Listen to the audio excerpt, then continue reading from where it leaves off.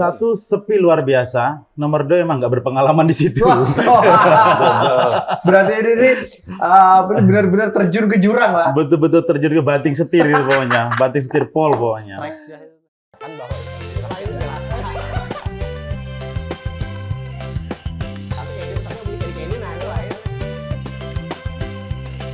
Apa lu ngeliatin gue, emang gue TV? Assalamualaikum warahmatullahi wabarakatuh. Salam. Nah, kawan-kawan kita hari ini podcast, di mana podcast kita ini kita akan membahas tentang per UMKM-an. Asik. Per UMKM yang mana sekarang itu banyak UMKM yang tersingkirkan, terus merasa sepi, terus bubar. Ada yang stuck, tidak ada inovasi-inovasi baru, jadi bingung. Tapi belakangan ini maraknya keluarlah kayak kopi-kopi shop ya, Banyak. kopi-kopi shop, terus kafe-kafe pinggir jalan. Tapi itu termasuk kreativitas yang luar biasa lah dari anak-anak muda kita. Nah, kita ini kedatangan tamu, salah satu penggiat UMKM di Kecamatan Banteng. Kecamatan ya? Kecamatan Pangkalan Banteng. Oke, kawan kita. Lumayan Halo, jauh. Bang Yudi. Ya, siap. Ya, kenalkan dulu lah, lawan kawan-kawan kita. Oke. Silakan. Nama pian siapa? Oke, halo teman-teman semuanya. Saya Yudi. Saya adalah CEO-nya dari TKC.PKN, warung kopi yang ada di Pangkalan Banteng. Alhamdulillah kita sudah berdiri sekitar 5 tahun. Wish. Dari awal COVID itu kita luar biasa. kita mendirikan itu, Bang. Luar biasa. Jadi kopi pian ini sekarang ini di Pangkalan Banteng ini adakah bisik cabang di selain Pangkalan Banteng? Selain di Pangkalan Banteng. Ada. Oh, di Pangkalan Banteng ya. Jadi iya. sementara masih di Pangkalan Banteng. Memang ada beberapa kali penawaran sebenarnya dari teman-teman yang pernah singgah di tempat kami dari Pangkalan Bun ya khususnya. Bang udah banyak menyarankan, ayo Bang bukalah di Pangkalan Bun gitu kan. Tapi menurut saya buka cabang untuk FNB itu kalau SOP-nya tidak dipersiapkan dengan matang itu sangat berisiko sekali, Bang. Ya. Sangat berisiko sekali karena kita juga acuannya dengan SDM lah. Ya. Inilah. Nah, kalau kita SOP-nya nggak matang, kita mendapatkan SDM yang tidak mumpuni, kacau. Nah, menurut saya sebelum seperti kita itu. masuk ke hal yang itu, ini awalnya sampai membuka, ini kita bicara dari awal dulu lah. Nggih, siap. Nah, awalnya membuka kopi shop itu bisa diceritakan gimana awalnya? Awalnya karena nggak punya kerjaan, Bang. Karena nggak punya kerjaan. Karena pada saat itu tahun 2019 akhir saya resign tuh dari perusahaan. Kan. Pada saat itu saya kerja di perusahaan dan kemudian bingung nih mau ngapain gitu kan. Iya. Pendapatan nggak ada. Sebenarnya kalau dulu bukan belum coffee shop, Bang. Jadi warung biasa aja Warung gitu biasa. kan. Warung biasa aja. Pas kebetulan saya buka awal Covid 2020. Wah, itu tantangannya luar biasa banget itu. Iya kan nggak boleh kumpul-kumpul kan, sementara Nggak boleh kopi kumpul-kumpul, kan dia tempat orang ngumpul kan? Iya. Dan itu sangat memukul sekali lah rasanya. Jadi 6 bulan pertama itu stres sekali, Bang. Sangat stres itu. Itu kenapa? Karena sepi ya? Sepi luar biasa. Satu, sepi luar biasa. Nomor dua, emang nggak berpengalaman di situ. Berarti ini benar-benar terjun ke jurang lah. Betul-betul terjun ke banting setir itu pokoknya. Banting setir pol pokoknya. Strike, ya. Karena Iya. memang bukan di bidang saya. Memang untuk usaha F&B itu bukan di bidang saya pada saat itu.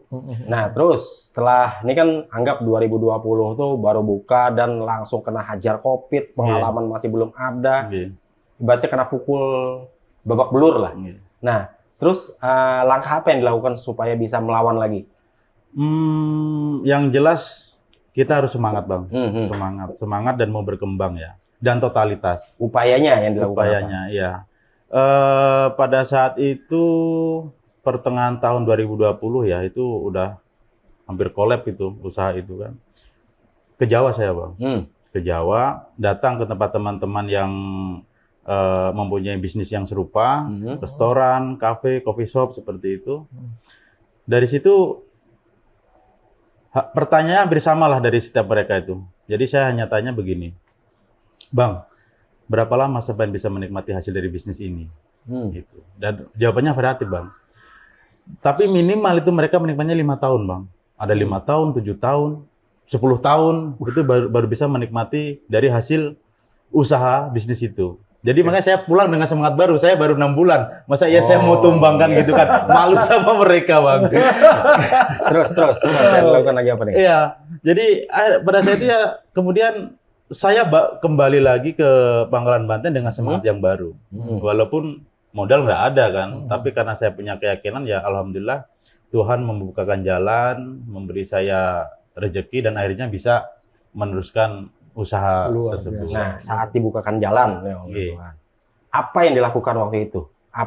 Langkah-langkah apa yang dilakukan untuk membenahi agar kopi shop itu bisa berkembang waktu itu? Oke, jadi langkah pertama yang saya lakukan adalah saya menentukan target marketnya dulu, Bang.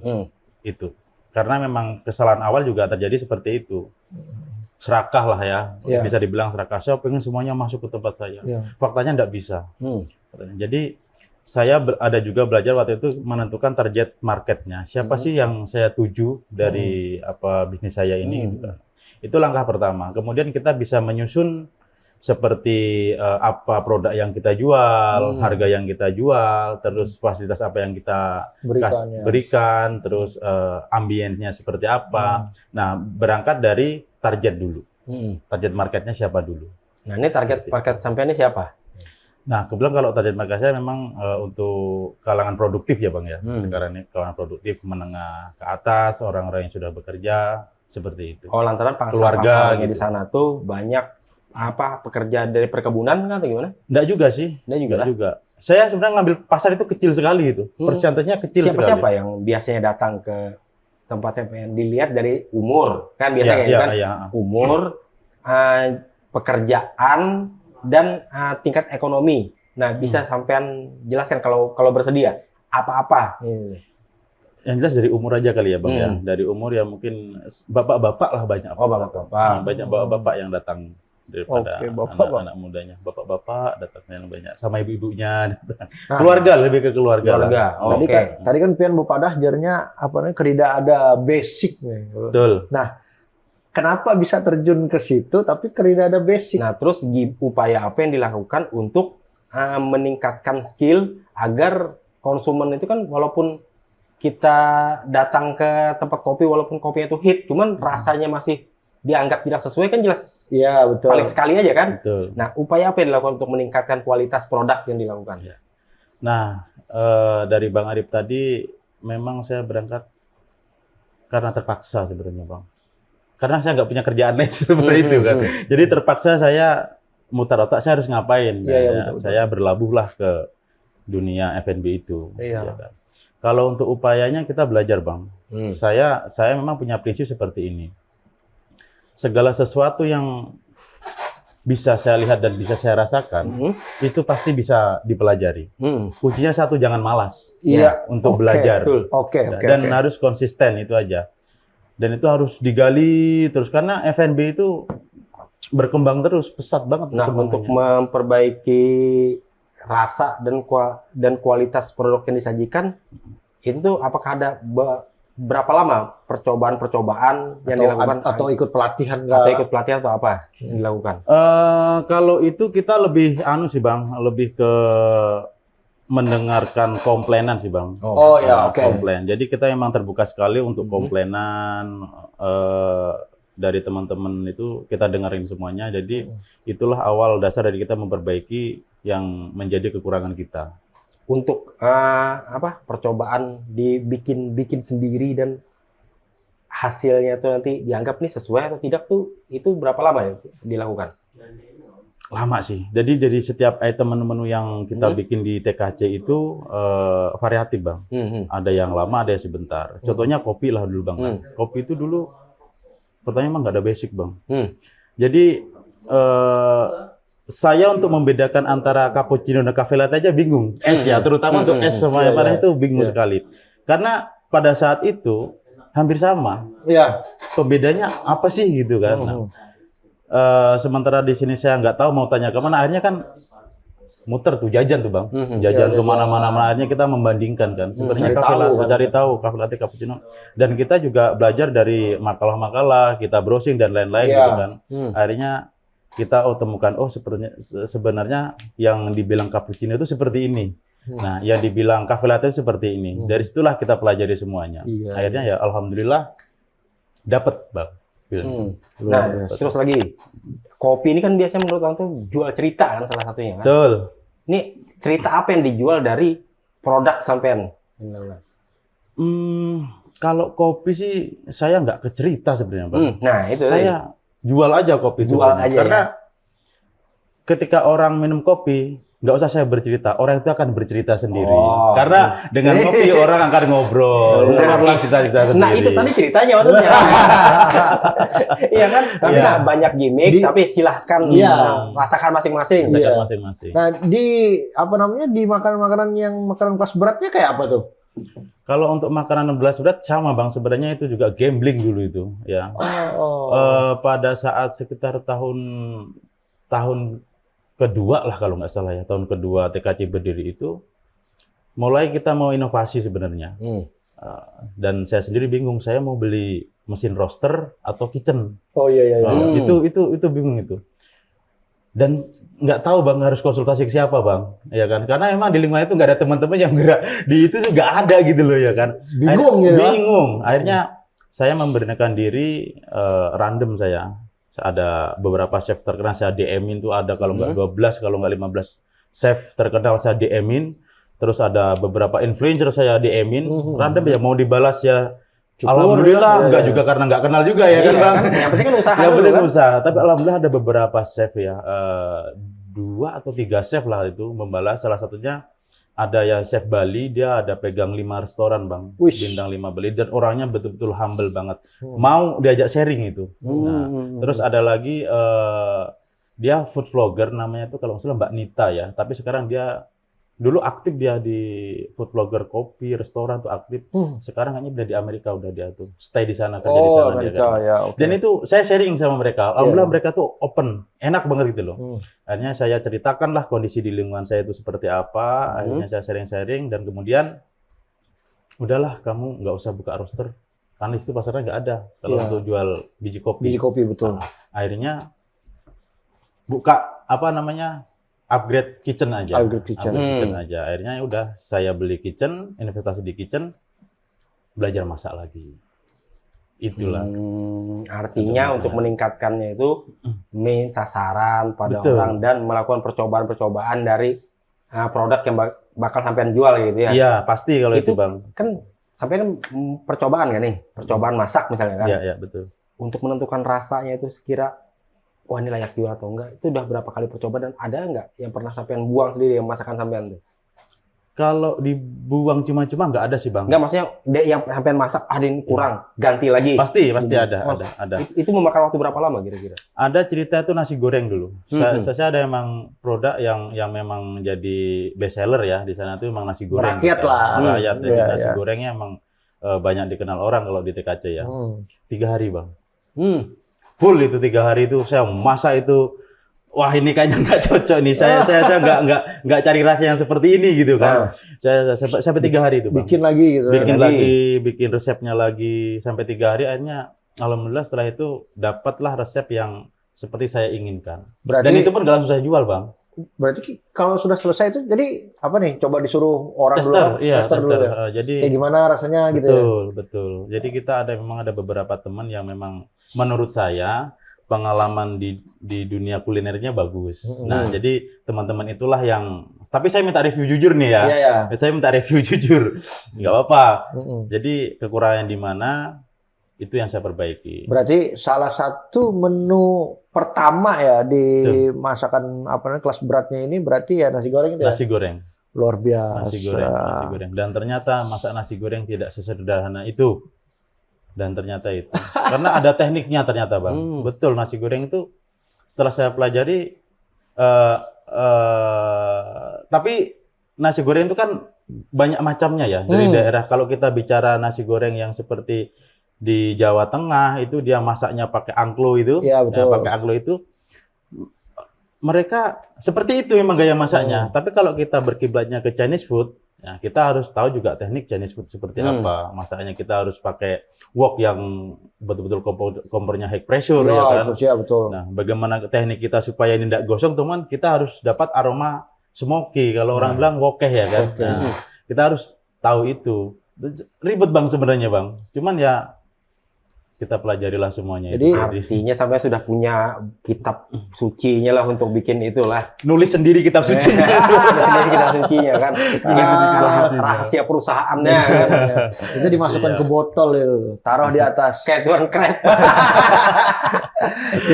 jadi itu memang lah apa namanya nih terjun ke dunia ini nggak semudah yang kita lihat di orang-orang lah. Ya, itu semuanya di luar ekspektasi saya sebenarnya. Bang. Ini kan sudah berjalan dari 2020 ke 2025, 5 tahun kan. Oke. Nah, terus dalam segi pendapatan kita berbicara persennya, tidak berbicara masalah Nominal. nominal. Iya. Karena itu kan privacy kan. Siap, siap.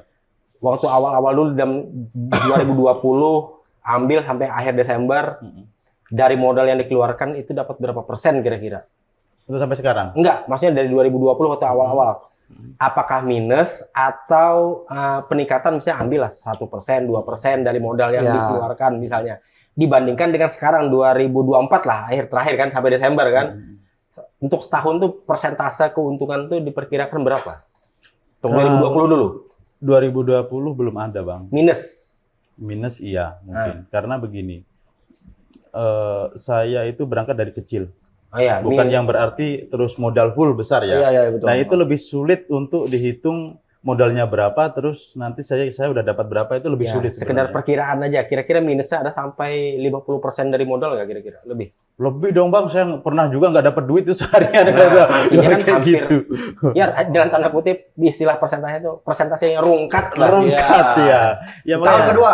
Tahun kedua lagi perkiraan. tahun kedua sudah mulai ada perbaikan. Perbaikannya Perbaikan. walau berapa persen ada kira-kira Eh, perkirakan aja 20, 30, 40. persen. Mungkin 20-30% lah. Nah, terus Oke. 2024 akhir 2023 dulu Bang. 2023 lah. Terjun Bang. Pas terjun. Terjun. Kenapa? Nah, ini ada cerita menarik di 2023. Pada saat itu memang penjualan itu turun ya. Kemudian saya juga tanya ke teman-teman, pada saat itu juga daya beli turun Bang. Oh, daya beli. Di 2023. 2023. Padahal ekspektasi kita 2023 itu kan lepas Covid tuh. Iya. Kita berpikir oh orang udah Ekonomi keluar, lagi mulai berangkat naik kan. Iya. Tapi turun Bang. Aneh kan? Aneh. Kita cari tahu apakah kita harus berinovasi, harus seperti apa. Itu pun sudah kita lakukan, tetap sama saja. Artinya 2023 tuh sampean masih ada persentase untung atau kembali rungkat walaupun nggak banyak. Kalau untung enggak, ya rugi Bang. Iya, rugi. Ah. Kalau rungkat kita tutup Bang. Ini rugi masih bisa bertahan, Ya, merugi lah. intinya istilahnya. tuh Minus lah ibaratnya. minus.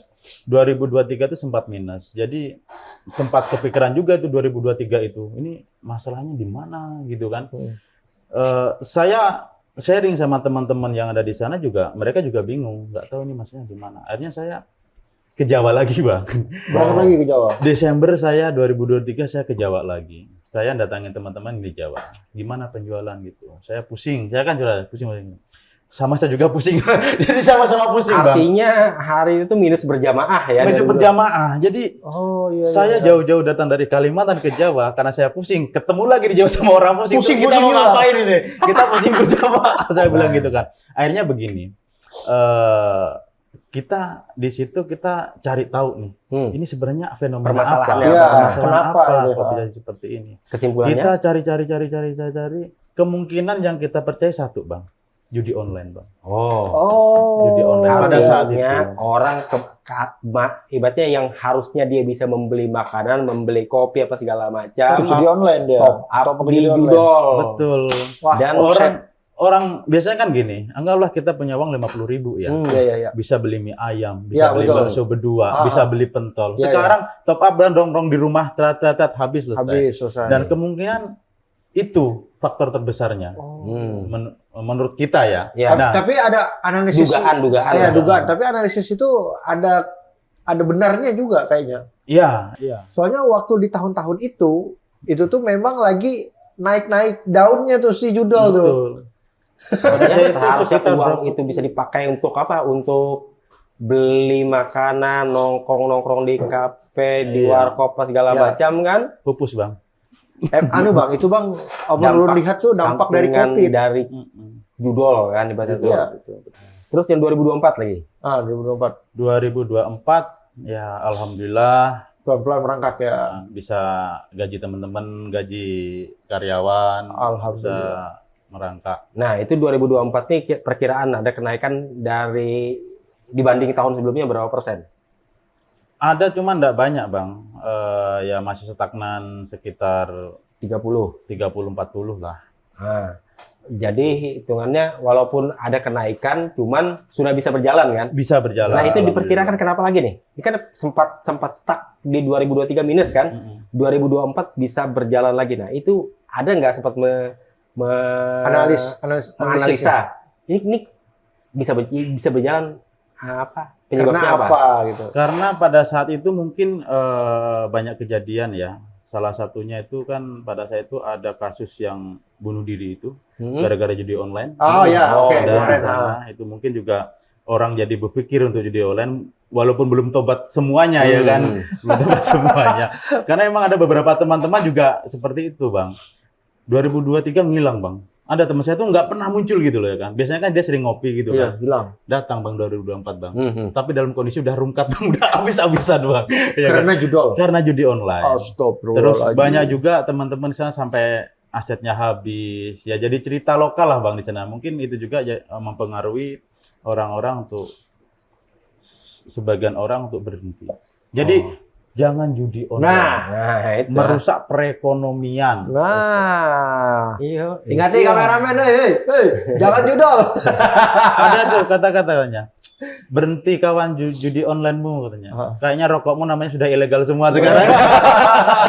Nah, itu kan 2024 Iya. sudah ada peningkatan. Lantaran sudah ada sebagian yang sadar Iya. untuk gara-gara rungkat parah judi online kan. Betul. Nah, ini 2025 dari Januari sampai bulan ini. bulan Juli. Juli. Ini akhir Juli kan, akhir Akhir Juli. Juli. Nah, itu perkiraan apakah mulai ada perbaikan atau gimana? Sebenarnya kalau dilihat dari tahun ke tahun itu untuk sementara ini sama aja, Bang. Karena kebutuhan apalagi tahun 2025 ini, Bang, ya. Lebaran haji, kenaikan anak sekolah, itu waktunya mepet banget ya kan. Iya. Jadi seperti usaha F&B ini kan sebenarnya orang nggak butuh-butuh amat untuk ke situ. Iya. Makan karena itu mungkin uang sisa ya. Iya, Uang betul. sisa yang buat jajan kan gitu kan. Tersier lah. Nah, jadi karena kebutuhan-kebutuhan seperti Lebaran kemarin, kemudian Lebaran Idul Adha, kemudian disusul anak sekolah gitu kan. Tapi alhamdulillah masih aja kita optimis, secara omset masih bagus aja, Bang. Masih Tapi aku kan melihat nih dari pangsa pasar yang ada ini, Pangkalan Banteng itu termasuk perekonomian nomor 2 terbesar di Kota Waringin Barat. Betul. Nah, jadi kalau untuk pangsa pasar ya seperti kopi shop atau apa namanya nih resto-resto kafe itu di 2025 ini apakah memang standar jalannya rata ataukah ada kenaikan? Ada gundukan-gundukan Ada gundukannya kayak kenaikan. ini kah? Atau memang harus berenovasi atau berpindah haluan ke lain lagi? Sebenarnya bisnis yang berhasil itu adalah bisnis yang konsisten ya, dan yang Oke, bertanggung oke. jawab. Nah, jadi kita mau bisnis apa dulu tuh? Kalau misalkan kita yakin ke bisnis F&B ya kita bertahan di situ dan kemudian kita lakukan inovasi-inovasi supaya bertahan. Nah, inovasi yang bakal dilakukan untuk supaya ini bisa bertahan, paling tidak supaya bisa bertahan dan ke depannya supaya bisa meningkat nih rencananya apa? Ya, terobosannya nih apa nih? Terobosan-terobosannya ya mungkin kita lebih ke pelayanan, Bang. Oh, pelayanan. Oke. Ke pelayanan. Jadi kita memang lagi fokus ke situ sekarang. Jadi kita usahakan semaksimal mungkin ke pelayanan ke customer. Contoh aja. Contoh sedikit yang memang membuat customer itu Ini ada terasa didewakan gitu. ada cerita unik nih, Bang. Hmm. Saya itu sampai ke customer itu ada customer itu telepon karena di situ kan memang mereka banyak nyimpan nomor telepon TKC ya. Ya. Ada pernah telepon karena mobilnya rusak, ya kan? Minta tolong dicarikan mekanik. Saya carikan bang mekaniknya itu bang. Oh, Sampai ke situ saya. Jadi sales ataupun after sales itu tetap dibantu. Betul, Ya. betul. Itu yang sampai saya lakukan seperti itu. Tapi it's okay, kita happy melakukan itu kan. Servisnya Kita luar senang. biasa. Kita lakukan seperti itu. Di luar dari apa namanya penjual kita di kafe, kita masih melayani customer kita Ya, yang di luar, bantuan bantuan dengan mencarikan apa namanya mekanik. Iya. Oh, Nah, luar terus biasa. akhirnya customer itu jadi customer tetap atau gimana akhirnya? Dan bisa membawa customer baru lagi nggak? Ya mungkin bisa bang. Kita sebenarnya kalau saya pribadi saya nggak berharap ke situ ya, karena kita ya kenal gitu ya. Kita membantu sih itunya bang. Nanti perkara dia mau membawa temennya ke tempat kami itu ya terserah gitu loh. Yang penting niat kita emang membantu aja. Karena mungkin orang itu bukan orang situ. Jadi kan pada saya itu bingung mau minta tolong ke siapa. Kemudian adalah nomor kita di situ, kita lah yang dihubungin itu. Ya oke kita bantu aja nggak apa-apa bang. Nah, dalam segi pelayan yang ada di coffee shop sampean juga. Nah, itu tuh ada nggak SOP pelayanan ke konsumen yang dilakukan? Kalau SOP sekarang sementara ini masih fleksibel bang, karena memang apa ya banyak faktor sih sebenarnya itu. Karena kita terkait dengan SDM juga. Kalau kita terapkan betul-betul SOP, sebenarnya juga pengen bang, kita bukan SOP yang bagus, standarnya gitu, yaitu memang sudah kita rancang itu untuk SOP itu. Cuman memang belum 100% kita aplikasikan. Seperti itu. Apakah maksudnya cara mereka berpakaian atau gimana? Apakah ada seragam atau gimana? Itu masih sekarang masih kasual aja sih. Masih bang. kasual ya. Masih kasual Pokoknya aja. intinya melayani dengan penuh hati. Yang penting servis-servis di dalam luar biasa gitu ya. Betul. Nah, nih apa namanya salah satu nih, coba sampaikan ke teman-teman. Menu apa yang sekarang itu yang memang benar-benar best seller yang ada di TKC, di tempat sampean itu? Untuk menu satu nasi goreng. Nasi goreng. Kalau mau coba steaknya boleh. Stik apa tuh? Stik apa tuh? Ada stik ayam, ada stik sapi. Sapi, oke. Kalau minumannya ada koktail. Bukan koktail, mocktail, sorry. Kalau koktail beralkohol, wah dimarahin saya. Mocktail. Nah, mocktailnya boleh. Kita mocktail cuma ada 2 aja sih, tidak banyak.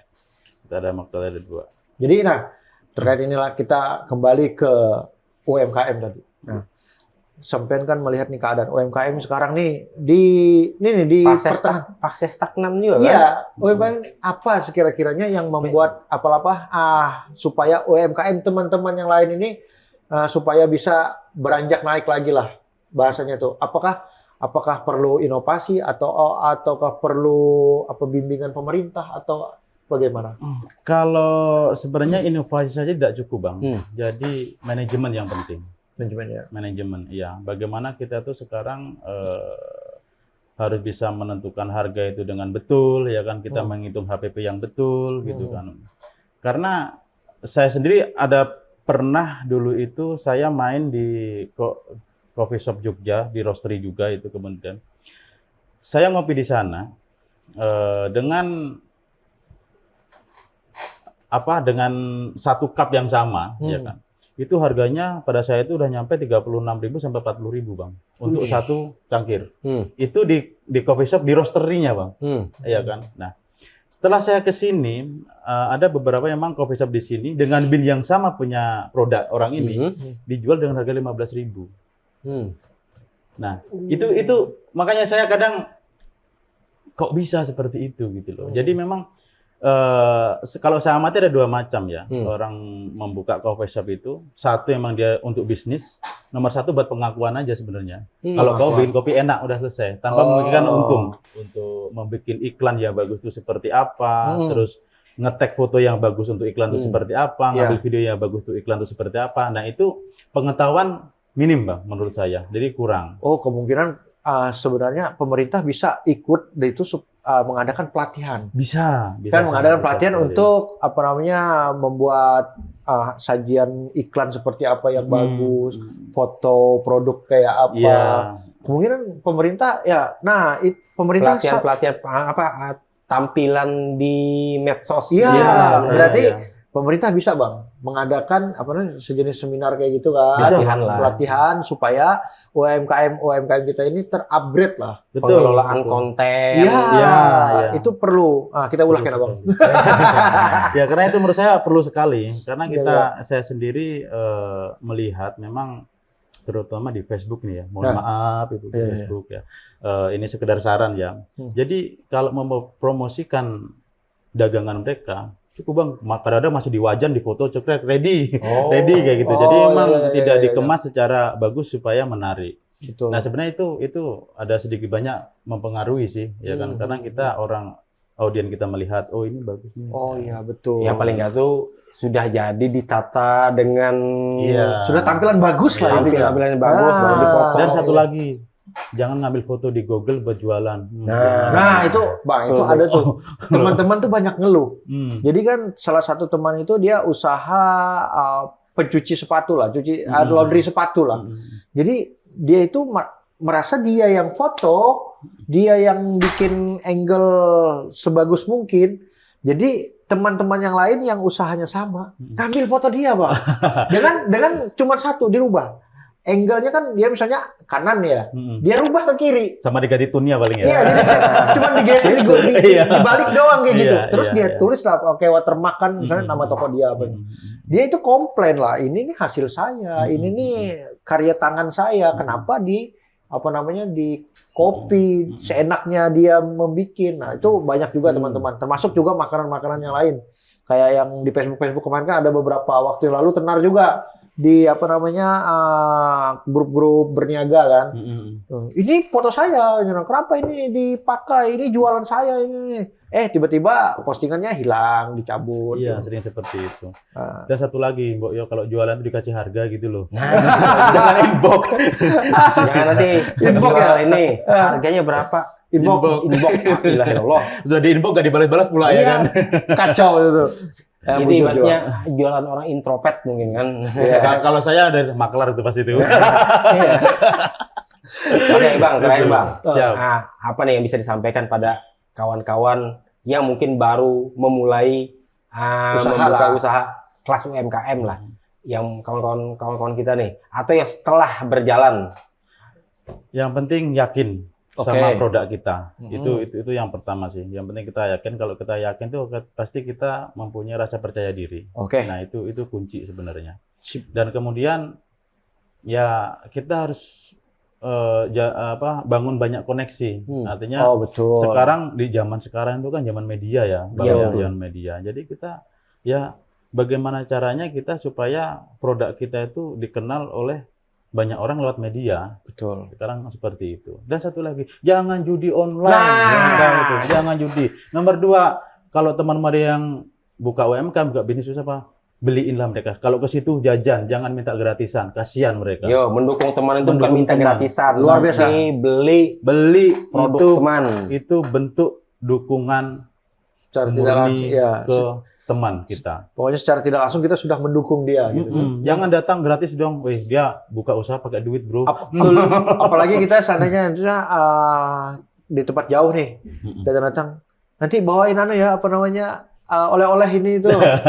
Jangan dibiasakan harga kawan tuh nah. Jangan biasakan harga. Insya Allah Bang, ulun tuh selama inilah amun kawan tuh malah ulun tuh iyalah kada mau ulun tuh. Ibaratnya tuh ya setidaknya amun ulun kada mau tuh tolong am itu. Jangan jangan dipaksa gitu lah.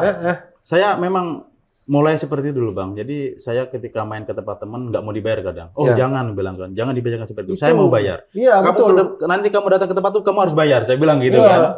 Ya, karena apa? Itu salah satu bentuk kita nanti mendisiplinkan pembukuan kita Bang. Betul. Jadi kita keluar masuk itu tertulis. Salah satu juga mendisiplinkan etika pertemanan. Saling support. Karena duit ini kada berkawan. Kalau mau mendukung kawan dia ditukari Bang. Iya, bujur. Jualannya jangan Anda minta gratis. Ya, kawal misalnya ada usaha ini misalnya itu kita diskon, minta ini janganlah, tolong Mbak. Dan lu setuju. Nah, dan saya nggak pernah ngasih diskon Bang. Iyalah. Nggak, maksudnya gini, selama saya buka 5 tahun itu, saya hampir nggak pernah ngasih diskon. Promo apa saya nggak pernah.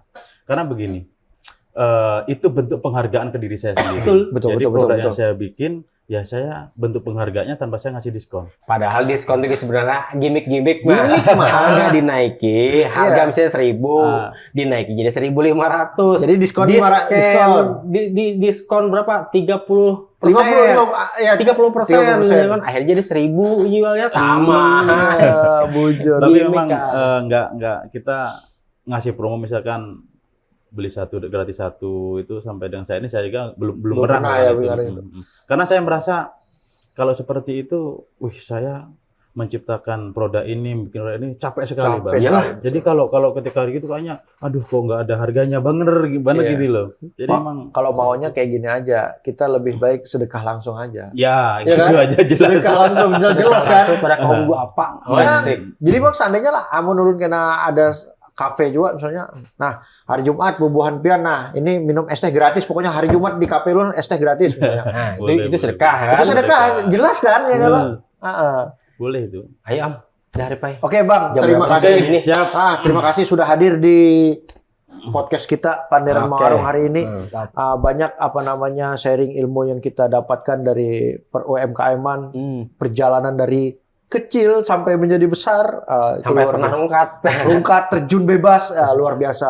Pokoknya pian-pian semua jangan lupa komen, like, subscribe channel kita. Bang, channel kita ini baru bang. Apalagi? Karena channel kita yang semalam itu ada yang nakal, Wakuy. diambil alih oleh orang. Jadi kita sekarang di channelnya Redaksi Borneo News. Oh, Oke, di channel Redaksi Borneo News kita akan upload semua postingan-postingan kita di channel ini. Oke, ulun Arif Game. Yuda Meng. Jangan judi online. Saya judi. Assalamualaikum warahmatullahi wabarakatuh. Waalaikumsalam.